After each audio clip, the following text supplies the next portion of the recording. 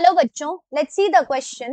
The question is axolotl larva is the name of larva of. So here in the question it is asked कि axolotl larva इनमें से किस organism के larva का नाम है. And the options are amphioxus, silkworm, ambystoma and roundworm. So let's see what is the key concept to solve the question. So the key concept is that कि हमें different animals के larva के name के बारे में पता होना चाहिए. So we should be having a knowledge of larval stage of different animals.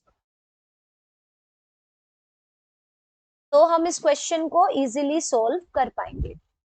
Now larva क्या है? लार्वा लाइफ हिस्ट्री में, ऑर्गेनिज्म की लाइफ हिस्ट्री में एक स्टेज है जो कि एडल्ट से मॉर्फोलॉजिकली डिफरेंट होती है.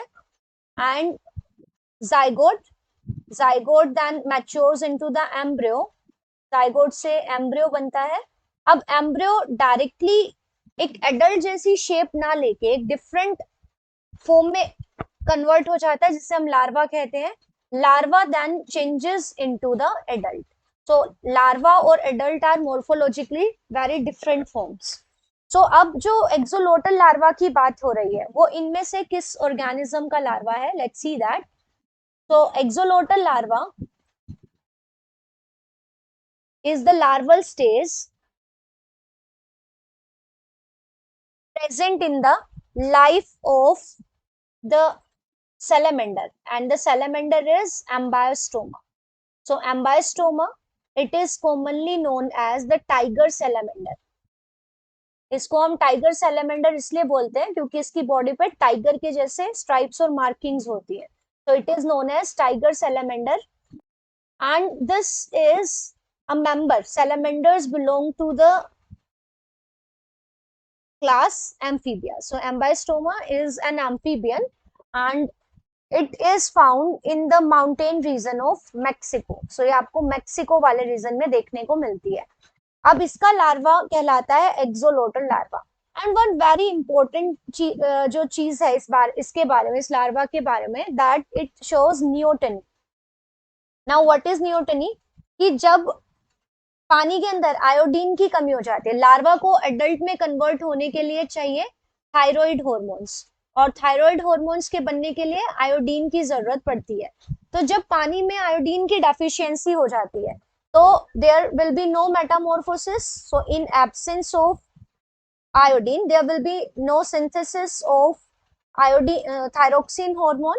सो there will be no metamorphosis, और मेटामॉर्फोसिस नहीं होगी तो लार्वा एडल्ट में कन्वर्ट नहीं होगा. सो लार्वल कैरेक्टर्स प्रेजेंट रहेंगे but the larva becomes sexually mature. अगर लार्वा के अंदर सेक्सुअल रिप्रोडक्शन होने लगे तो इस फिनोमिनन को हम कहते हैं नियोटनी. तो axolotl larva because it lives in the region जहां पे आयोडीन की देयर इज डेफिशिएंसी, तो इसका मेटामॉर्फोसिस नहीं हो पाता, तो लार्वा के अंदर sexual reproduction, larva becomes capable of sexual reproduction. We can write it like this. So exolotl larva is the larva of Ambiostoma. So from this discussion ये तो clear हो गया आंसर तो. But if we look further तो जो हमें option में given है फर्स्ट ऑप्शन में वो है हमें एम्फियोक्सिस. तो amphioxus is a cephalochordate. It is a chordate as it has a notochord. Now it is a cephalochordate because it has notochord only, sorry, from head to tail region and throughout the life. But अगर हम इसके larva की बात करें, so it has two larval forms and these are the branchiostoma and the asymmetron. So these are two larval forms जो कि amphioxus में, जिसको हम लाइनस्लेट भी बोलते हैं, इसमें पाई जाती है. But axolotl is not the larva here.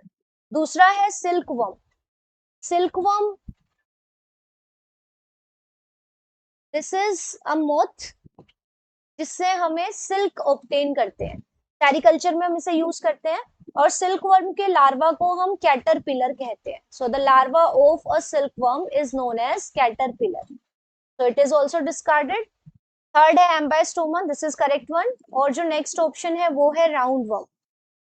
So roundworms, or we can say the members of, these are the members of phylum Esculents, and यहाँ पे different तरह के larval stages present होते हैं, such as the Cercaria, Metacercaria, Redia.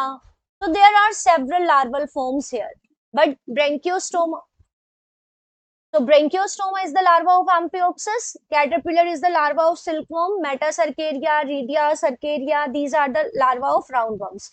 From this discussion, it is clear कि जो axolotl larva है, this is the larva found in the life history of Ambystoma. So the right answer of this question is Ambystoma or the tiger salamander, option 3. I hope you understood it well. Best of luck.